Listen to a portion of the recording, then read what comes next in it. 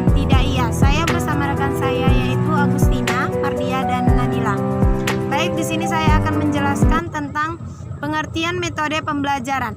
Metode pembelajaran IPS itu adalah suatu cara yang digunakan oleh guru agar siswa dapat belajar seluas-luasnya dalam rangka mencapai tujuan pengajaran secara efektif. Di dalam proses belajar mengajar, diperlukan suatu metode yang disesuaikan dengan situasi dan kondisi yang ada. Metode pembelajaran seharusnya tepat guna, yaitu mampu memfungsikan si anak didik untuk belajar sendiri sesuai dengan Student Active Learning atau SAL. B. Metode pembelajaran IPS DMI. Metode yaitu pertama, metode simulasi. Yang pertama, pengertian metode simulasi.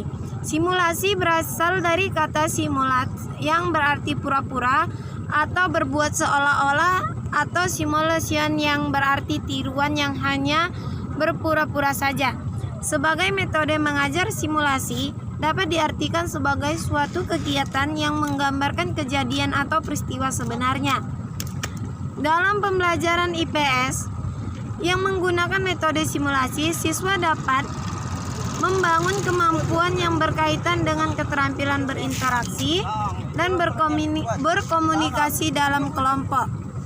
Di samping itu, dalam metode simulasi, siswa diajak untuk dapat bermain peran beberapa perilaku yang dianggap sesuai dengan tujuan pembelajaran. Adapun kekurangan dan kelebihan metode simulasi, yaitu kelebihan metode simulasi yang pertama, dapat melaksanakan interaksi sosial dan komunikasi dalam kelompoknya.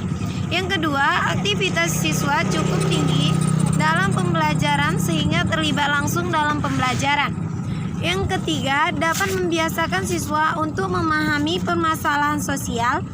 Hal ini dapat dikatakan sebagai implementasi pembelajaran yang berbasis kontekstual. Melalui kegiatan ini, kelompok dalam simulasi dapat membina hubungan personal yang positif. Baik, adapun kekurangan metode simulasi yaitu yang pertama, relatif memerlukan waktu yang cukup banyak. Yang kedua, sangat bergantung pada aktivitas siswa. Yang ketiga, banyak siswa yang kurang menyenangi simulasi sehingga simulasi tidak efektif. Penerapan metode simulasi dalam pembelajaran IPS di SD atau Madrasah Ibtidaiyah. Pentingnya penerapan metode simulasi dalam pembelajaran IPS di SD atau MI karena seperti yang tadi ketahui, praktek atau tindakan yang dilakukan sendiri oleh masing-masing individu akan lebih mempengaruhi pemahaman dan pengertian siswa akan pelajaran yang disampaikan kepadanya. Adapun langkah-langkah yang dapat digunakan dalam penerapan metode simulasi yaitu menetapkan topik simulasi yang diarahkan oleh guru, menetapkan kelompok dan topik-topik yang akan dibahas. Simulasi diawali dengan petunjuk dari guru tentang prosedur, teknik dan peran yang dimainkan. Pengamatan terhadap proses peran, teknik dan prosedur dapat dilakukan melalui diskusi. B. Media audio visual. Pengertian media audio visual, media berdasarkan asal katanya dari bahasa Latin, medium yang berarti perantara.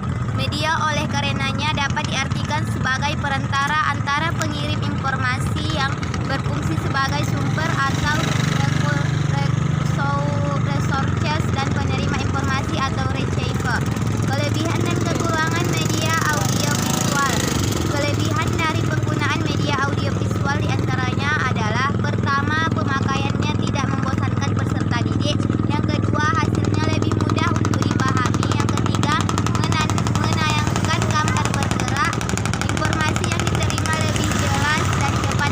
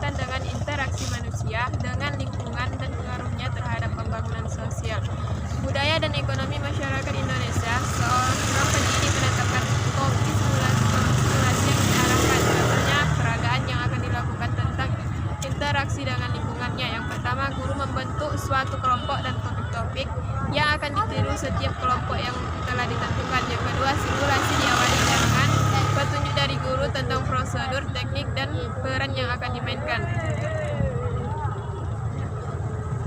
Kesimpulan, simulasi berasal dari data simulate yang berolah-olah, simulation yang berarti tiruan yang hanya berpura-pura saja. Sebagai metode mengajar, simulasi dapat diartikan sebagai suatu kegiatan yang menggambarkan kejadian atau peristiwa sebenarnya. Dalam pembelajaran yang menggunakan metode simulasi, kemampuan siswa dibina dengan keterampilan berinteraksi dan berkomunikasi dalam suatu kelompok. Sekian video dari kami, lebih dan kurang mohon maaf. Wabillahi taufiq wal hidayah. Assalamualaikum warahmatullahi wabarakatuh.